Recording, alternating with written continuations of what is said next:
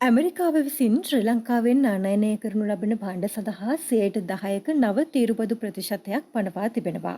බලහත්කාර ශ්‍රමය භාවිතයෙන් නිපදවන භාණ්ඩ ආනයනය තහනම් කිරීමට අදාළ නෛතික පසුබිම නිසි පරිදි ක්‍රියාත්මක නොකිරීම සහ ඒ සම්බන්ධයෙන් දක්වන ලිහිල් ප්‍රතිපත්තිය මත මෙම බදු පැනවීම සිදු කර තිබෙනවා. නමුත් මෙහිදී ලංකාව තුළ මෙම බදු ප්‍රතිශතය පනවා තිබෙන්නේ සේවයේ නියුතු කම්කරුවන් බලහත්කාරයෙන් සේවයේ යොදවා ශ්‍රමය සූරාකෑමක් පිළිබඳව වන අර්ථයෙන් නොවේ. මෙහිදී ඇමරිකාව විශේෂයෙන් අවධානය යොමු කර තිබෙන්නේ ශ්‍රී ලංකාව වෙනත් රටවලින් බලහත්කාර ශ්‍රමය භාවිතයෙන් නිපදවූ භාණ්ඩ ආනයනය වැළැක්වීම සඳහා ගෙන ඇති ක්‍රියාමාර්ග සහ පියවර සම්බන්ධයෙන්.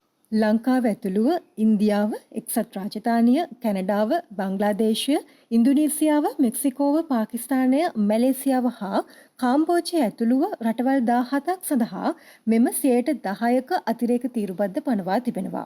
බලහත්කාරී ශ්‍රමය යොදාගෙන නිෂ්පාදනය කරන ලද භාණ්ඩ ආනයනය තහනම් කර ඇති හෝ අන්‍යෝන්‍ය වෙළඳපොළ ගිවිසුම් හරහා එවැනි පියවර ක්‍රියාත්මක කරන රටවල් සඳහා 10%ක බදු අනුපාතය පනවා තිබෙනවා. නමුත් මෙම ප්‍රතිපත්තිය යටතේ විමර්ශනයට ලක්වුණු සෙසු රටවල් 41ක් සඳහා 12.5ක ඉහළ තීරුබදු ප්‍රතිශතයක් පැනවෙනවා. යුරෝපා සංගමය, ජපානය, දකුණු කොරියාව, තායිවානය, ස්විට්සර්ලන්තය වැනි රටවලට සිය නිෂ්පාදන සඳහා මෙම ඉහළ තීරුබදු අනුපාතයට මුහුණ දීමට සිදුවනවා. අලුතෙන් පනවා ඇති මෙම 10%ක නව තීරුබදු ප්‍රතිශතය ප්‍රබලව බලපෑම් කරනු ලබන්නේ අපනයන ක්ෂේත්‍රයට. සාමාන්‍ය ජනතාවට මෙහි ඍජු බලපෑමක් නොවුවත් වෙළඳපොළ මිල ගණන් සහ රැකියා වෙළඳපොළ මත ඇතිවන ව්‍යුහාත්මක වෙනස්කම් හමුවේ යම් තර්ජනයක් ඇතිවීමේ ඉඩකඩ පවතිනවා. ඇමරිකානු වෙළඳපොළ නියෝජනය කරන රටවල් 60ක් පිළිබඳව විමර්ශනය කරමින් මෙම තීරණය ක්‍රියාත්මක වනවා.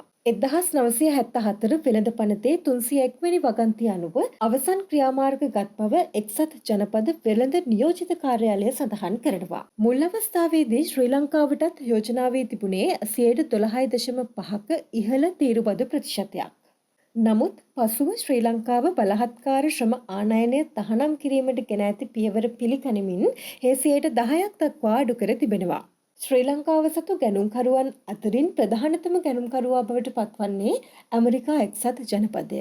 බොහෝ විට අප විසින් උපයනු ලබන සෑම ඩොලර් 4කට 5කටම එකක් ලැබෙන්නේ ඇමරිකා එක්සත් ජනපදයෙන්. එරට මිනිසුන් සතු පාරිභෝජන හැකියාව සහ පාරිභෝජන රටාව අනුව ඔවුන්ට වෙනත් කිසිදු ආදේශකයක් නැහැ. ඒ නිසාම ඇමරිකානු වෙළඳපොළ තුළ ඔවුන්ට අනන්‍ය වටිනාකමක් නිර්මාණය වී තිබෙනවා. ශ්‍රී ලංකාව තුළදී මේ වැඩි වශයෙන් බලපෑම් කරනු ලබන්නේ ඇඟලුම් ක්ෂේත්‍රයට. කලාපීය වශයෙන් වැඩිම විදුලි බිලක් සහ බලශක්ති නිෂ්පාදන පිරිවැයක් සහිත ශ්‍රී ලංකාව තුළ දැනට පවතින ඇඟලුම් කර්මාන්ත ශාලාවලටද මෙය විශාල බලපෑමක් සිදු කරනු ලබනවා. ඊට අමතරව රබර් සහ තේ ඇතුළු සෙසු නිෂ්පාදන සඳහා බලපෑම් කරනු ලබන මෙම නව අතිරේක තීරුබද්ද හරහා ඇමරිකානු වෙළඳපොළ තුළ ආනයනික භාණ්ඩවල මිල ඉහළ යා හැකියි. ඒ නිසාම ඇතැම් ගනුම්කරුවන් සහ පාරිභෝගිකයන් වෙනත් විකල්ප භාණ්ඩ කරා යොමු වීමේ අවධානමක් පවතිනවා. ඊට අමතරව වෙනත් රටවලින් ඇමරිකානු වෙළඳපොළ තුළ සිදු කරන